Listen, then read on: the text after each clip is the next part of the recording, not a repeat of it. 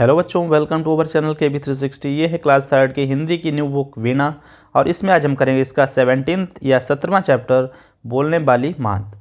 तो इसमें आज हम क्या करने वाले हैं, इस सबसे पहले इस पार्ट को पढ़ेंगे। इसमें नए शब्द जो भी आए हैं उनको देखेंगे, उसका मतलब समझेंगे। बाद में इसमें पार्ट को हम समझेंगे और फिर प्रश्न उत्तर करेंगे या पार्ट की जो भी एक्सरसाइज है उसको करेंगे। तो चलिए सबसे पहले इसको रीड कर लेते हैं, पढ़ लेते हैं।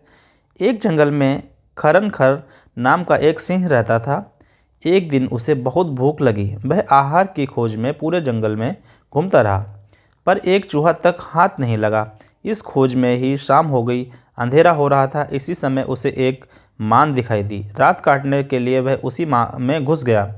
उस मांद में घुसकर उसने सोचा, इसमें कोई ना कोई पशु तो रहता ही होगा।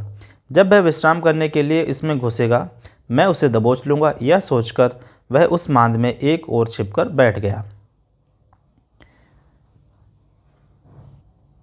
उस मांद में दंतपुच्छ नाम का एक सियार रहा करता था। वह मांद की ओर आ रहा था। मांद के द्वार पर आकर उसने देखा तो उसे सिंह के पैरों के चिन्ह दिखाई दिए। चिन्ह मांद की ओर जाने के लिए तो थे पर लौटने के नहीं थे। उसने सोचा, हे भगवान, आज तो मेरी जान पर ही आ बनी। इसके भीतर अवश्य कोई सिंह घुसा बैठा है। उसे समझ में नहीं आ रहा था कि वह क्या करे। वह पता करना चाहता था कि सिंह इस समय भी मांद के भीतर ही है या बाहर निकल गया है। सोचने से क्या नहीं हो सकता।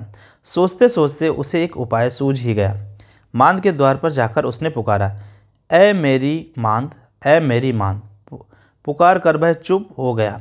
कुछ देर बाद उसने कहा, अरे तुझे हो क्या गया है? आज बोलती क्यों नहीं? पहले तो जब मैं तुझे पुकारता था तू झट बोल पड़ती थी। क्या तू यह भूल गई कि मैंने तुझे कहा था कि मैं जब भी बाहर से आऊँगा तब तुझे पुकारूँगा और जब तू उत्तर देगी उसके बाद ही मैं मांद के भीतर आऊँगा। यदि तूने इस बार भी उत्तर ना दिया तो मैं तुझे छोड़कर किसी दूसरी मांद में चला जाऊँगा। अब सिंह को विश्वास हो गया कि सियार के पुकारने पर यह मांद सचमुच उत्तर करती है। उसने सोचा, आज मैं आ गया हूँ, इसलिए डर के मारे इसके मुंह से ध्वनि नहीं निकल रही है। उसने सोचा, यह मांद नहीं बोलती है तो कोई बात नहीं, इसके स्थान पर मैं ही उत्तर दे देता हूँ। यदि चुप रहा तो हाथ आया शिकार भी चला जाएगा। यह सोचकर सिंह ने उसका उत्तर दे दिया। उसकी दहाड़ से वह मांद तो गूंज ही उठी। आसपास के पशु भी चौकन्ने हो गए। सियार वहाँ से यही कहते हुए चंपत हो गया कि इस वन में रहते हुए मैं बूढ़ा हो गया, पर आज तक कभी किसी मांद को बोलते हुए नहीं सुना। तो ये थी कहानी जिसको हमने पढ़ लिया और इस कहानी को लिखा है भगवान सिंह ने। चलिए, तो इसमें जो भी नए शब्द आए हैं उसको देख लेते हैं, फिर इसको हम समझेंगे इस कहानी को। तो नए शब्दों में पहला शब्द है मांद। मांद मतलब क्या होता है? गुफा या केव। आहार मतलब भोजन या खाना, फूड, इंग्लिश में फूड बोलते हैं। खोज हो गया तलाश करना, सर्च करना किसी को। पशु क्या होता है? जानवर या एनिमल। विश्राम करना, आराम करना, रेस्ट करना। द्वार, आने जाने का रास्ता, एंट्री गेट। पुकारा, बुलाया या टू कॉल, किसी को कॉल करना। ध्वनि, आवाज़, इंग्लिश में साउंड बोलेंगे। चंपत हो गया भाग गया, रन अवे। वन, जंगल या फॉरेस्ट। तो ये तो हो गए नए शब्द। अब इसको हम पाठ को समझ लेते हैं। तो पाठ का नाम क्या है? बोलने वाली मांद। जैसे कि हमने देखा लास्ट में क्या मांद बोलती है, और मांद कभी बोलती नहीं, लेकिन मांद की जगह पर कौन बोल देता है? शेर। इसलिए इस चैप्टर का नाम या पाठ का नाम क्या रख दिया गया है? बोलने वाली मांद। एक जंगल में खरन खर नाम का एक सिंह रहता था। एक जंगल में किसी जंगल में एक खरन खर नाम का सिंह या शेर रहता था। एक दिन उसे बहुत भूख लग रही थी। वह आहार की खोज में पूरे जंगल घूमता रहा। उसे क्या लग रही थी? भूख लग रही थी और आहार या भोजन की खोज में पूरे जंगल में घूमता रहा, लेकिन उसे कहीं कुछ नहीं मिला। एक चूहा तक हाथ नहीं मिला, मतलब छोटा सा जानवर भी उसे नहीं मिला। इस खोज में ही शाम हो गई, अंधेरा हो गया। इसी समय उसे एक मांद दिखाई दी। रात काटने के लिए वह वहीं उसी में घुस गया। तो क्या हुआ? अंधेरा हो गया तो उसने सोचा कि अब कहाँ जाएगा? इसी मांद में या गुफा में वो रुक जाएगा। उस मांद में घुसकर उसने सोचा, इसमें कोई ना कोई पशु तो रहता ही होगा, जब विश्राम करने के लिए इसमें घुसेगा तो मैं उसे दबोच लूँगा, या सोचकर उस मांद में एक और छिपकर बैठ गया। तो मांद में घुसने के बाद उसने क्या सोचा कि हो सकता है इस मांद में, इस गुफा में कोई ना कोई जानवर विश्राम करने या आराम करने के लिए आएगा, तो मैं उसको दबोच लूँगा, मतलब उसको पकड़ लूँगा। और उस इस तरह से वो ये सोचकर एक कोने में छिपकर बैठ गया। आप देख रहे हैं ये मांद है और मांद के अंदर सिंह या शेर है और ये जंगल में है।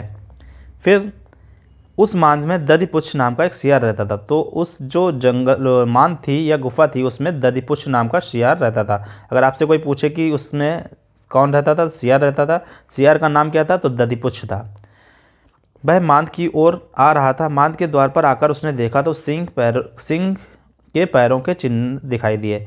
जब वो देखता है शियार, आप देख रहे हैं ये शियार है, शियार कहाँ जाता है, अपने मांद में जा रहा है, अपने अपने गुफा में जाना चाह रहा है। जब वो आकर देखता है तो उसको क्या दिख रहे हैं, ये सिंह के पैरों के निशान दिख रहे हैं। जो पैर के निशान किस तरफ हैं, इस तरफ अंदर जाते हुए दिख रहे हैं, लेकिन बाहर आते हुए नहीं दिख रहे। तो इसे डाउट होता है, इसको ऐसा लगता है कि हो ना हो कोई ना कोई जानवर तो अंदर गया है, या हो सकता है अब क्या होगा, अगर वो अंदर गया तो इसको क्या करेगा, कोई जानवर इसको मार ही डालेगा।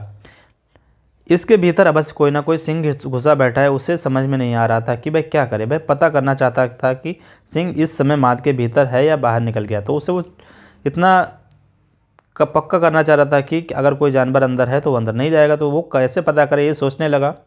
सोचने से क्या नहीं हो सकता, अगर हम सोचेंगे तो बहुत सारी मुश्किलों का सामना या हमारे पास कोई उपाय आ सकते हैं। सोचते सोचते उसे एक उपाय सूझ गया।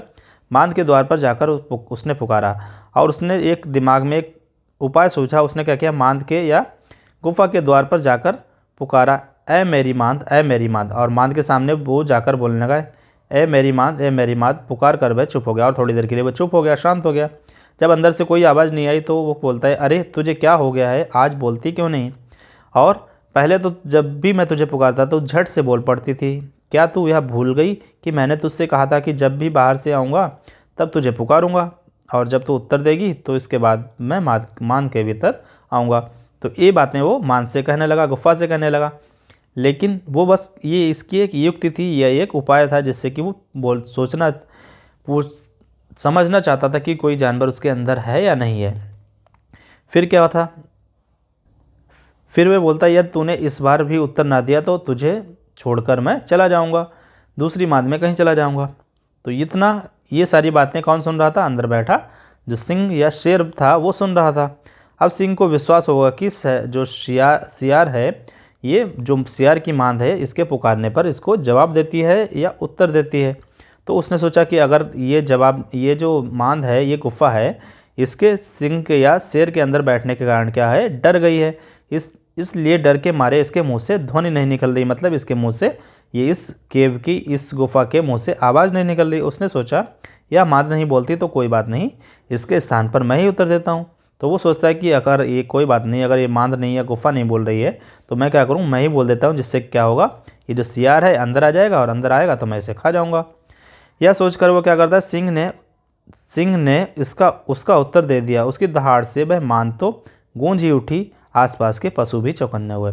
अब सभी को पता है सिंह क्या करता है, शेर क्या करता है, दहाड़ता है। तो वो उसने जब उत्तर दिया तो वो क्या हुआ, सारे के सारे जो गुफा थी वो गूंज उठी, और जो भी आसपास के पशु थे या जानवर थे वो क्या हो गए, चौकन्ने हो गए होंगे। सियार वहाँ से यही कहते हुए चंपत हो गया कि इस वन में रहते हुए मैं बूढ़ा हो गया।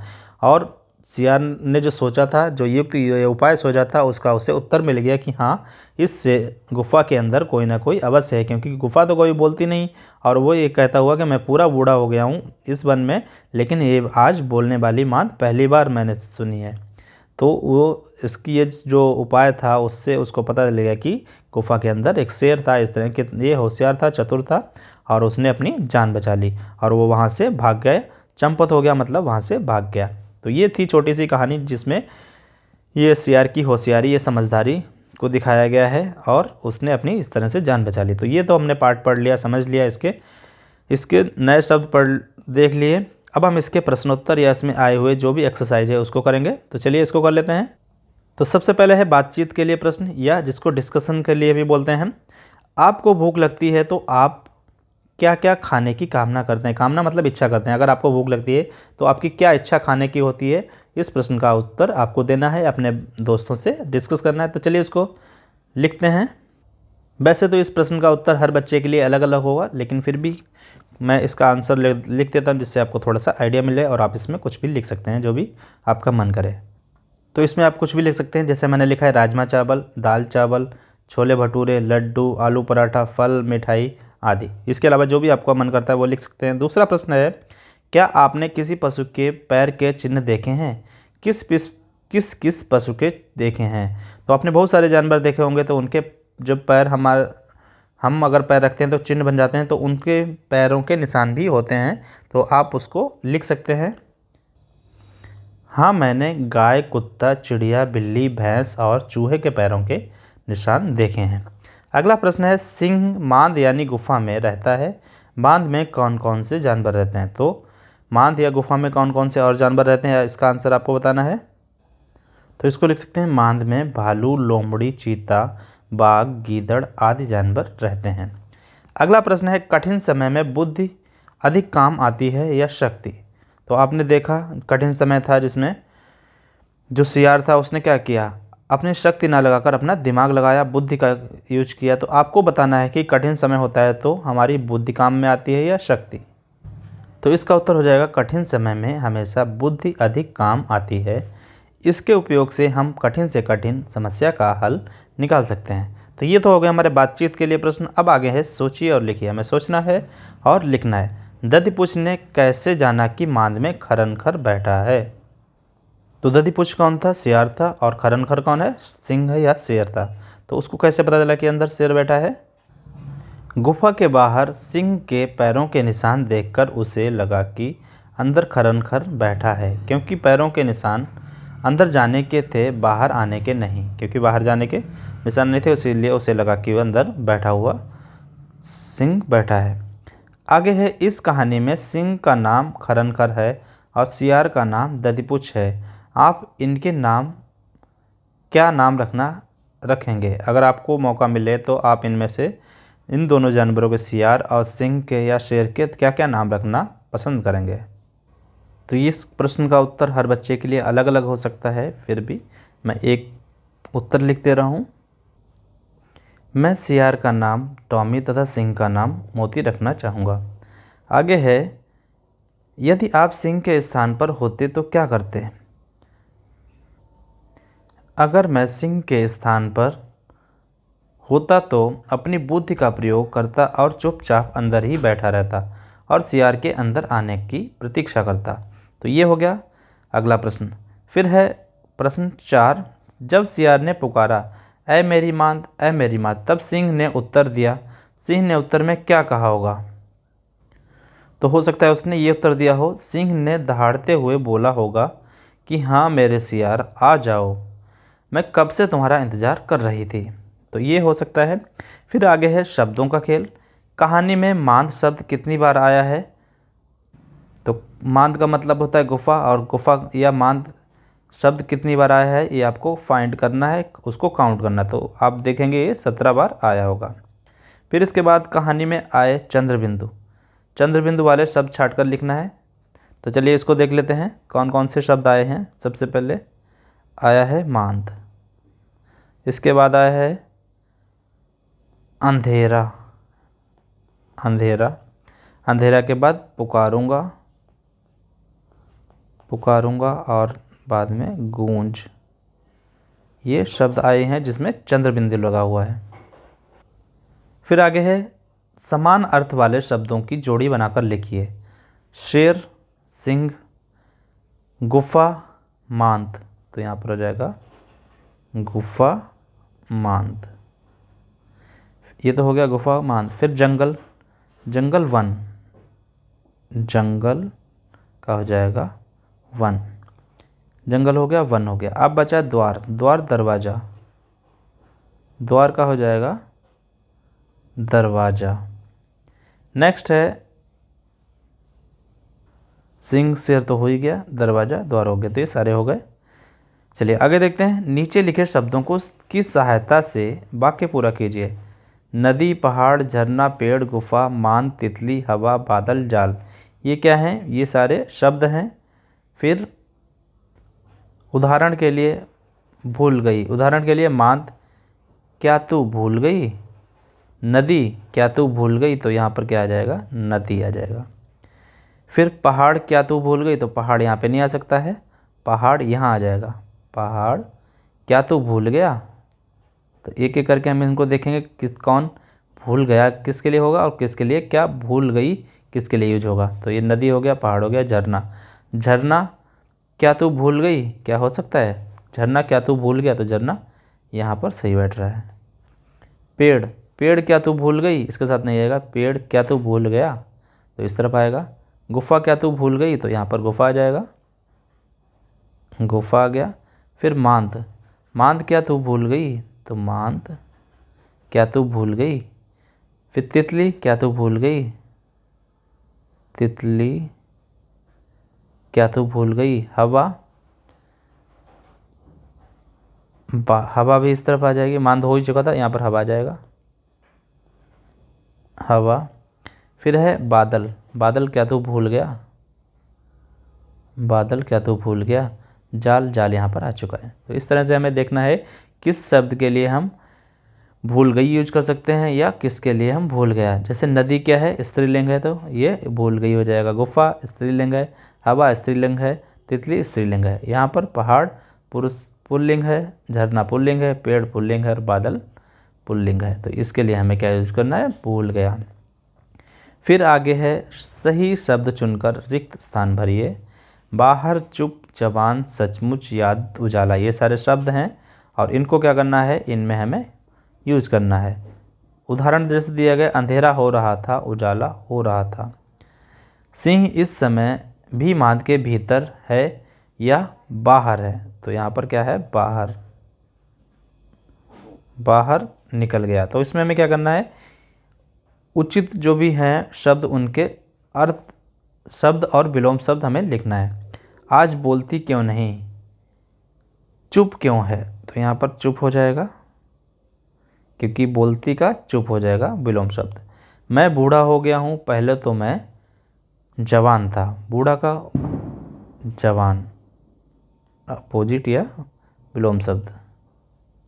नेक्स्ट है यह मांद झूठ मूठ ही जवाब देती है या फिर सचमुच। झूठ मूठ का सचमुच हो जाएगा, सचमुच। फिर आगे है सही अर्थ की जोड़ी बनाइए। एक चूहा तक हाथ नहीं लगा, मेरी जान पर ही आ जाती। सियार वहाँ से चंपत हो गया, बड़े संकट में फंस गया, भाग गया, कोई शिकार नहीं मिला। तो इसका मतलब बताना है, एक चूहा हाथ नहीं लगा, कोई शिकार नहीं मिला, मेरी जान पर आ जाती, बड़े संकट में फंस गया, सियार वहाँ से चंपत हो गया, भाग गया। तो इसको हमें इससे मैच कर दिया। फिर आगे है अपने मन से वाक्य बनाइए। उदाहरण है यदि चुप रहा तो हाथ आया शिकार भी चला जाएगा, यदि बोला तो उसको पता चल जाएगा, उसको पता चल जाएगा। यदि अधिक वर्षा हुई तो बाढ़ आ जाएगी, बाढ़ आ जाएगी। यदि कड़ी धूप हुई तो खड़े रहना मुश्किल होगा, खड़े रहना मुश्किल होगा, मुश्किल होगा। यदि अंधेरा हुआ तो कुछ भी नहीं दिखेगा, कुछ भी नहीं दिखेगा। तो इस तरह से आपको पूरा करना है। फिर आगे है कला की कलाकारियाँ। यहाँ सिंह व सियार का मुखौटा दिया गया है, आप दोनों में से अपनी रुचि के अनुसार मुखौटा बनाइए। अब यहाँ पर देखिए ये मुखौटा दिया गया है, आपको क्या करना है? इसको सिंह की मुख आकृति बनानी है, इसमें रंग भरना है और फिर उसमें इस तरह से इसको कट करना है। कट करने के बाद इसमें जो छेद है करके इसमें धागा बांध लीजिए और फिर इसको लगाइए। फिर ऐसे ही सियार का मुखौटा बनाना है आपको। एक पेपर लिया, इसको फोल्ड करेंगे इस तरह से, फिर तो सारे स्टेप्स फॉलो करने के बाद आपको क्या बनाना है, सियार का मुखौटा बनाना है। फिर आगे है, क्या आपने किसी पशु के पदचिन्ह देखे हैं? आप अपने आसपास किसी पशु के पदचिन्ह खोजिए और यहाँ उसका नाम लिखिए। दिए गए स्थान पर उसका चित्र बनाइए।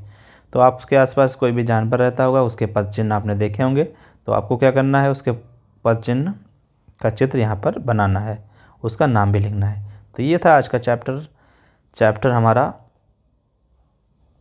17 बोलने वाली मांद, और इसको हमने पढ़ लिया, समझ लिया, इसमें जो भी प्रश्न उत्तर आए उनको भी देख लिया है।